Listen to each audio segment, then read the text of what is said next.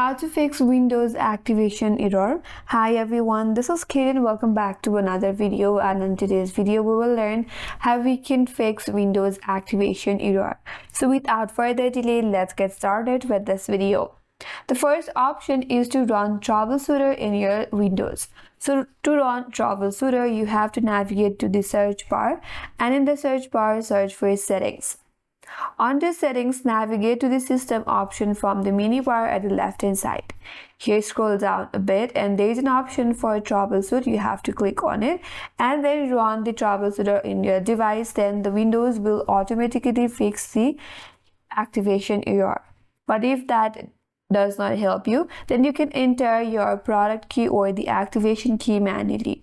So to do that, again you have to navigate back, and under system you have to scroll down a bit, and from bunch of menus available there is an option for activation. So you have to click on activation.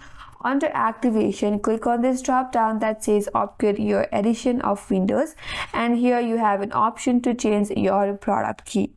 So from here you can change your product key. Click on change, and in this box you have to enter your product key manually, and then click on next, and then once your product key is changed, or if you have entered the product key manually and if that is saved, your problem will be solved. And that's all for today's video. Hope this video was helpful, and if you're new to our channel, consider subscribing. Thanks for watching and stay tuned for more videos.